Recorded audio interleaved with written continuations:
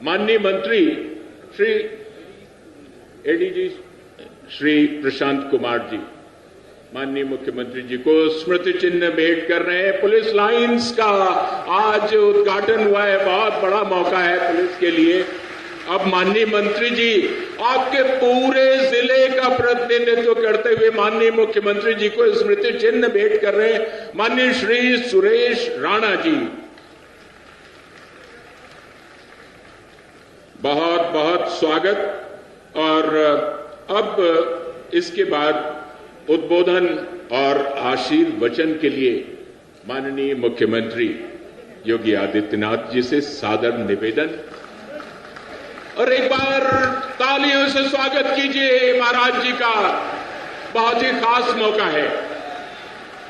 भारत माता की, भारत माता की, भारत माता की, वंदे वंदे। जनपद शामली के विभिन्न योजनाओं के लोकार्पण और शिलान्यास कार्यक्रम में आज इस मंच पर उपस्थित उत्तर प्रदेश सरकार में मेरे सहयोगी मंत्री श्री सुरेश राणा जी, श्री विजय कश्यप जी, माननीय सांसद श्री प्रदीप चौधरी जी, जिलाध्यक्ष भारतीय जनता पार्टी श्री सत्येंद्र तोमर जी, माननीय विधायकगण श्री तेजेंद्र निर्वाल जी, चौधरी वीरेंद्र सिंह जी, देवेंद्र निम जी, डॉक्टर प्रेमदास तोमर जी, श्री रामजी लाल कश्यप जी, हरबीर मलिक जी, अपर मुख्य सचिव गृह श्री अवनीश अवस्थी जी, श्री महंत शेरनाथ जी महाराज, श्री योगी अर्जुन नाथ जी, एडीजी जॉन मेरठ श्री प्रशांत कुमार जी, इस कमिश्नरी के मंडलायुक्त और पुलिस उप महानिरीक्षक, जनपद के जिलाधिकारी और पुलिस अधीक्षक तथा अन्य सभी पदाधिकारी, उपस्थित भाइयों बहनों,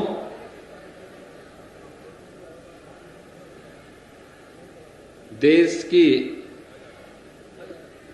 किसानों और जवानों की भूमि के रूप में विख्यात जनपद शामली में पुलवामा में हमारे दो शहीद अमित कुमार और प्रदीप कुमार इसी जनपद से जो शहीद हुए थे। अनंतनाग में भी सत्येंद्र कुमार इसी जनपद के सपूत थे, जिन्होंने देश की सुरक्षा करते हुए अपने आप को बलिदान किया। और अभी हाल ही में दिल्ली में हमारे इंटेलिजेंस ब्यूरो के सुरक्षा सहायक के पद पर से अंकित शर्मा थे। मैं सबसे पहले इन सभी भारत माता के सपूतों को, जिन्हें जनने का सौभाग्य इस धरती को प्राप्त हुआ, इनके शहादत को कोटि कोटि नमन करते हुए 200 अकेले इस जनपद को आज एक साथ 290 करोड़ के आसपास की योजनाएं यहां पर उपलब्ध हो रही हैं। इस कार्य के लिए मैं शामली जनपद से जुड़े हुए सभी जनप्रतिनिधियों को हृदय से बधाई देता हूं और आप सबका हृदय से अभिनंदन करता हूं। जनपद शामली कई वर्ष हो गए हैं इस जनपद को बने हुए, लेकिन सुरक्षा की दृष्टि से जो सबसे बड़ा कार्य होना चाहिए था वह पुलिस मुख्यालय का और पुलिस लाइन की स्थापना का, वह आज तक नहीं हो पाया था। आज मैं विशेष रूप से आया हूं कि पुलिस लाइन जनपद शामली में न होने के कारण पुलिस के आवश्यक कार्य और पुलिस के द्वारा सुरक्षा की दृष्टि से जिन अभियानों को आगे बढ़ाना चाहिए था उसमें अवरोध आ रहा था, इसलिए आज 232 करोड़ रुपए की लागत से जनपद शामली की पुलिस लाइन, उसके आवासीय और अनावासीय भवनों के निर्माण के शिलान्यास का कार्यक्रम करने के उद्देश्य से आज मैं आपके बीच में विशेष रूप से आया हूं, क्योंकि जैसे ही यह कार्य प्रारंभ होगा तो जो मैंने पहले भी कहा था कि हम लोगों के आने के पहले कैराना और कांधला से पलायन होता था, लेकिन अब पलायन नहीं होगा, क्योंकि कैराना और कांधला के बीच में हम लोग पीएसी की एक वाहिनी का भी गठन करने जा रहे हैं, जिससे हमेशा के लिए इस क्षेत्र की सुरक्षा को और मजबूती प्रदान किया जा सके। और उसी मजबूती को, अपने उसी वायदे को दोहराने के लिए आज मैं शामली में इस पुलिस लाइन के शिलान्यास कार्यक्रम में और अन्य अनेक परियोजनाओं के शिलान्यास कार्यक्रम में आपके बीच में यहां पर उपस्थित हुआ हूं। भाइयों बहनों, पिछले 3 वर्ष के दौरान उत्तर प्रदेश में बिना भेदभाव के विकास की योजनाओं का लाभ पहुंच सके। प्रदेश का कोई जनपद, कोई क्षेत्र अपने आप को उपेक्षित महसूस न कर सके और कहीं भी किसी भी व्यक्ति के अंदर असुरक्षा का भाव पैदा न हो सके। इस दृष्टि से जब भी मुझे लखनऊ से छुट्टी मिलती है तो मैं फील्ड में उतर करके जनपदों के दौरे पर ही निकल पड़ता हूं, और जनपदों के दौरे पर निकलते समय मैं इस बात का ध्यान रखता हूं कि कोई जनपद मुझसे छूटने न पाए, चाहे वह सहारनपुर हो या शामली और मुजफ्फरनगर, चाहे वह बुंदेलखंड का चित्रकूट, बांदा, ललितपुर और झांसी जनपद हो या पूर्वी उत्तर प्रदेश के बलिया, गाजीपुर जैसे जनपदों को, विंध्य क्षेत्र के सोनभद्र, मिर्जापुर और चंदौली के उस सुदूर नौगढ़ जैसे क्षेत्रों में जहां पर जाने से लोग परहेज करते थे, मैंने पिछले 3 वर्ष के दौरान इन सभी क्षेत्रों में जाकर के वहां की समस्याओं को समझा और फिर एक एक करके इनका समाधान करने का प्रयास भी किया है। समाधान किसी प्रक्रिया का हिस्सा है कि प्रदेश के अंदर 7 जनपद कई वर्ष पहले बन चुके थे, एक डेढ़ दशक हो चुके थे उन्हें बने हुए, 12 15 वर्षों से जिले बने थे, लेकिन वहां न जिला मुख्यालय था, न वहां पर पुलिस लाइन थी, न वहां पर कोई अन्य सुविधाएं मिल पा रही थी। आप सोचिए एक जिलाधिकारी को कार्य करने में कितनी कठिनाई महसूस हो रही होगी। अगर उसके पास अपना स्वयं का मुख्यालय नहीं, वो दूसरों की समस्या का समाधान कैसे करेगा?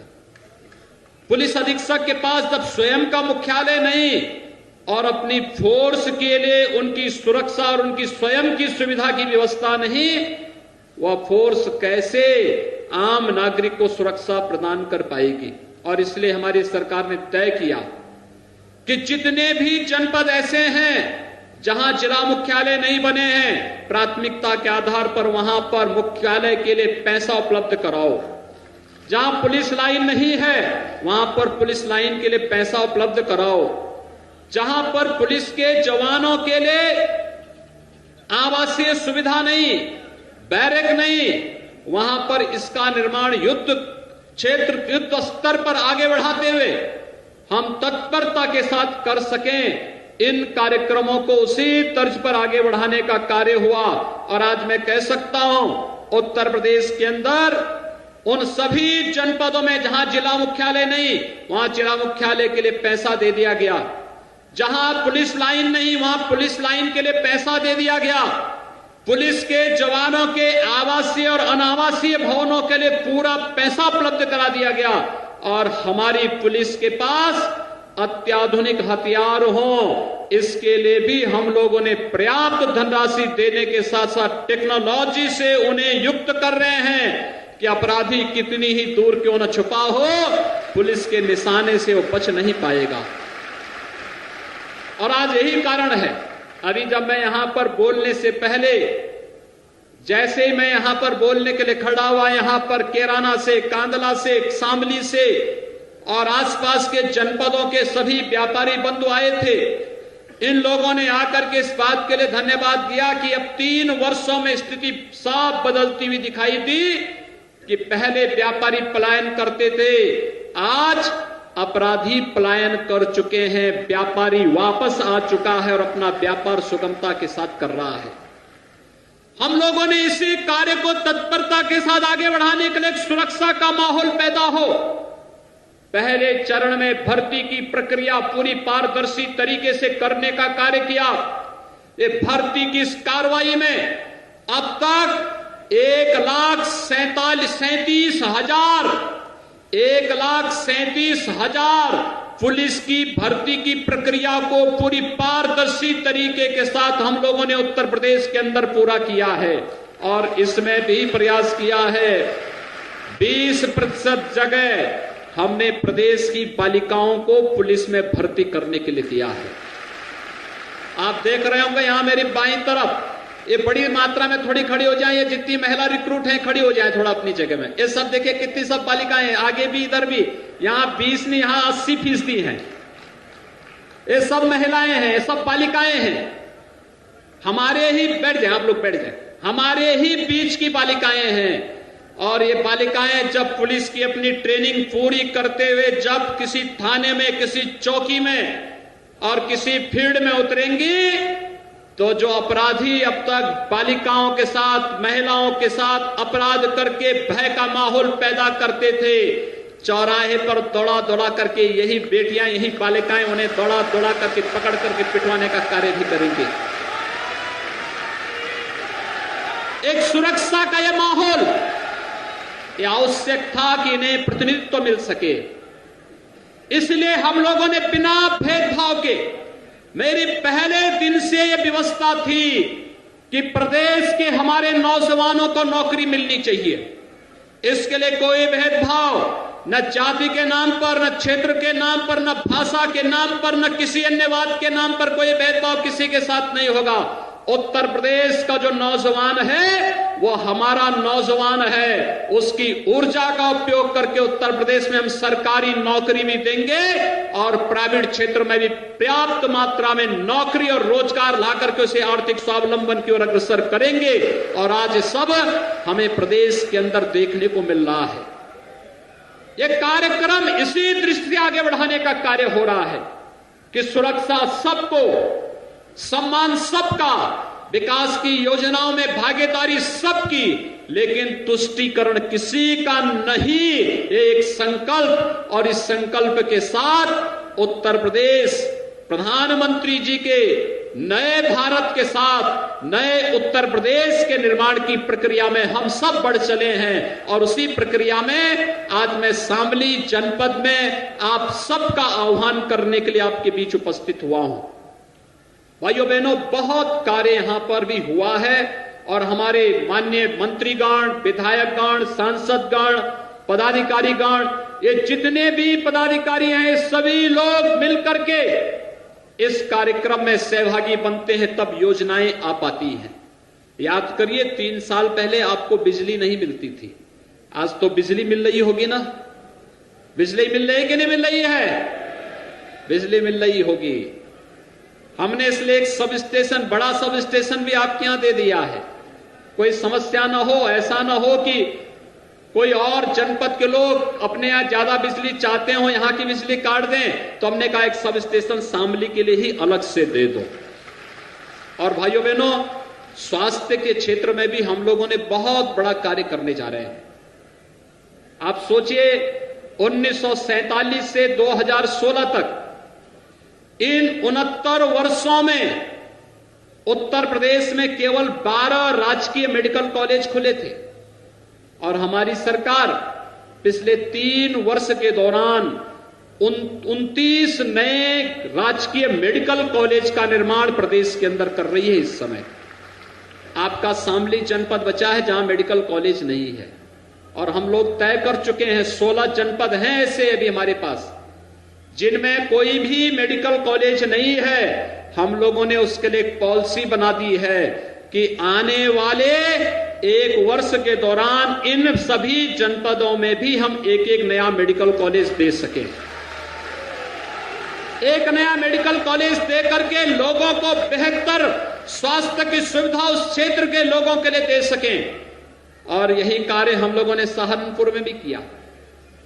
मां शाकंभरी देवी का दर्शन करने के लिए मैं पहले भी आता था।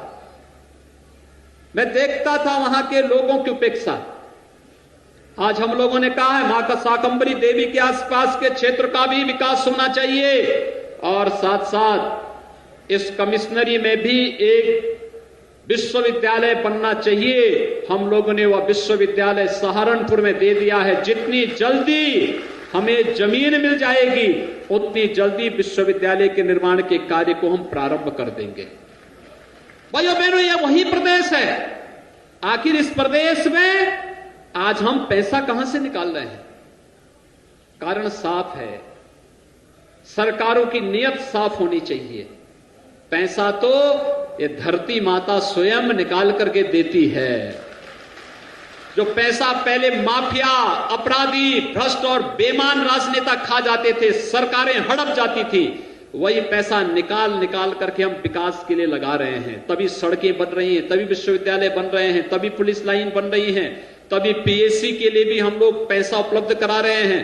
पैसे की कमी नहीं, और तभी किसानों के गन्ना मूल्य का भी भुगतान हम कर पा रहे हैं। भाइयों बहनों, आप देखना, आप इस बात को देखना, अभी एक साल के बाद पूरी दुनिया के अंदर जिस प्रकार का परिवर्तन देखने को मिला है। आज महाराष्ट्र और कर्नाटक हमारे साथ ही चीनी मिलों को आगे लेके चल रहे थे, लेकिन उनके यहां आधी चीनी मिलें बंद हो गई, क्योंकि अंतर्राष्ट्रीय मार्केट में चीनी का दाम था कम, भारत के अंदर था ज्यादा। हमारे यहां की चीनी एक्सपोर्ट नहीं हो सकती थी। मैंने सुरेश राणा जी से कहा, मैंने कहा चिंता करने की आवश्यकता नहीं, हम सरकार से पैसा देंगे, लेकिन चीनी मिल बंद मत होने देना। चीनी मिल अगर बंद हो गई तो रोजगार भी छिनेगा लोगों का और किसान के पेट पर भी इसका विपरीत असर पड़ेगा। चीनी मिल बंद नहीं होगी और मुझे प्रसन्नता है, आज भी हम 121 चीनी मिलों को उत्तर प्रदेश के अंदर चलाने का कार्य कर रहे हैं। अब भाइयों बहनों, ये जो चीनी मिलें चल रही हैं, ये 121 चीनी मिलें आने वाले समय में जब अंतर्राष्ट्रीय बाजार में चीनी का दाम बढ़ेगा और हमने इन चीनी मिलों को इथेनॉल के साथ जोड़ने का कार्य कर रहे हैं, तो चीनी मिल, इथेनॉल और खांडसारी उद्योग एक साथ जब चलेगा तो हम लोग हर वर्ष समय से गन्ना मूल्य का भुगतान कराने में भी सफल होंगे और किसानों के जीवन में बेहतर लाभ देने में हमें सफलता प्राप्त होगी। हमें उस दिशा की ओर एक नया प्रयास प्रारंभ करना है और इसके लिए मैं आप सबका सहयोग और समर्थन लेने के लिए भी आज आपके बीच आया हूं। हर एक क्षेत्र में कुछ ना कुछ परिवर्तन लाने का प्रयास हुआ। पहले पर्व और त्योहार नहीं मना पाते थे, हम लोग आते थे। मुझे याद है 2014 में जब लोकसभा चुनाव में मैं आया था तब भी वही शिकायत थी। 2017 में विधानसभा चुनाव के दौरान में जब मैं आया था तब भी वही शिकायत थी। लोग कहते थे हमारी बेटियां सुरक्षित नहीं। तब भी लोग हमसे कहते थे कि यहां पर पर्व और त्योहार नहीं मना सकते। आज कोई कह नहीं सकता है। आज तो हमने सुरक्षा का बेहतर वातावरण देने का कार्य किया है। आज हम लोगों ने प्रदेश के अंदर एक बेहतर माहौल देने का कार्य किया है। पर्व और त्योहार भी आप मनाइए, चाहे वह जन्माष्टमी में हो, जन्माष्टमी का आयोजन हो, चाहे वह सावन माह में कावड़ की यात्रा हो, दीपावली का आयोजन हो या फिर होली का आयोजन हो। आप किसी को मुहर्रम मनाना हो या ईद मनाना हो या क्रिसमस मनाना हो या गुरु पर्व मनाना हो, हर एक व्यक्ति को पूरी स्वतंत्रता है।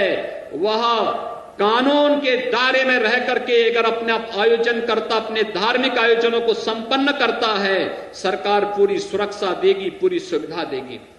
लेकिन कानून को बंधक बना करके अगर कोई व्यक्ति ये चाहेगा कि मैं कानून को बंधक बना करके जबरन करने का कार्य करूंगा, सरकार हरगिज ये नहीं होने देगी। और हमारा जो संकल्प है कि हमने तोड़फोड़, आगजनी कतई बर्दाश्त नहीं करेंगे। और इसीलिए हाल ही की आगजनी में हमारी सरकार ने निर्णय लिया है, जिन्होंने आगजनी की थी, भैया आपने जलाया है तो अब उसकी भरपाई भी कर लो। उन सब से भरपाई भी कराने जा रहे हैं। ये सार्वजनिक प्रॉपर्टी है। प्रदेश की 23 करोड़ जनता के टैक्स से बनी हुई संपत्ति है। इस संपत्ति के साथ किसी को भी खिलवाड़ करने की छूट कभी भी हमें नहीं देनी चाहिए। भाइयों बहनों, मैं एक बार और आपसे कहना चाहता हूं, हम लोगों ने 2 फरवरी से प्रदेश के अंदर हर प्राथमिक स्वास्थ्य केंद्र में मुख्यमंत्री जन आरोग्य मेला लगाने का निर्णय लिया था। आज उसका 5वां संस्करण था और मैं चाहूंगा हम सब ये प्रयास करें, प्रत्येक रविवार को प्रत्येक प्राथमिक स्वास्थ्य केंद्र में हम आरोग्य मेला आयोजित करें, जिसमें डॉक्टरों की टीम जाएगी, वहां जांच होगी, निःशुल्क परामर्श भी दिया जाएगा और दवा के वितरण के साथ साथ वहां पर पोषण मिशन के संबंध में, आयुष्मान भारत और मुख्यमंत्री जन आरोग्य योजना में जो गोल्डन कार्ड वितरित किए जा रहे हैं, इन सब के वितरण की व्यवस्था भी वहां पर देने का कार्य होगा। अगर हम इन सभी योजनाओं के साथ जुड़ते हैं तो हर एक गरीब तक शासन की योजनाएं पहुंचती हैं और शासन की इन योजनाओं को आगे बढ़ाने के लिए ही आज हम सब आपके बीच में आए हैं। यहां पर लगभग 9 पेयजल की योजनाओं को यहां पर एक साथ इन कार्यों का लोकार्पण और शिलान्यास का कार्यक्रम यहां पर करने का कार्य किया जा रहा है। इसके साथ ही तहसील उनके अनावासीय भवन के निर्माण का कार्य, आवासीय भवन के निर्माण का कार्य, यहां पर गौशाला के गौ संरक्षण केंद्र का निर्माण, मुख्य चिकित्साधिकारी के कार्यालय का निर्माण, ऐसे ही तमाम अन्य कार्यों के निर्माण की कार्रवाई भी आपके इस जनपद में प्रारंभ हुई है। मैं सोच रहा हूं, इतने साल पहले जनपद बना था, आज भी कलेक्ट्रेट नहीं है, पुलिस मुख्यालय किसी प्रकार से बन पाया है, पुलिस लाइन नहीं है, सीएमओ का कार्यालय नहीं है, यानी हवा में हम व्यवस्था चलाने का काम कर रहे थे। लेकिन अब ये नहीं हो पाएगा। आज मुझे 290 करोड़ की लागत से यहां पर इन सभी परियोजनाओं का लोकार्पण और शिलान्यास करते हुए प्रसन्नता हो रही है और मैं जिला प्रशासन से कहूंगा कि कैराना के पास पीएससी के लिए जितनी जल्दी हो सके वहां पर उस भूमि को भी तत्काल अधिग्रहण और क्रय करने की व्यवस्था हो जाए, जिससे हम लोग जल्दी से जल्दी पीएससी के नए पानी के निर्माण की कार्रवाई भी यहां पर प्रारंभ करके इस क्षेत्र को हमेशा के लिए सुरक्षा का एक नया वचन दे सकें। इस विश्वास के साथ आज मैं एक बार पुनः आप सबको हृदय से बधाई देता हूं, अपनी शुभकामनाएं देता हूं। जिन शहीदों ने, जिन जवानों ने अपनी शहादत से इस क्षेत्र को कुर्बानी किया है, उनकी शहादत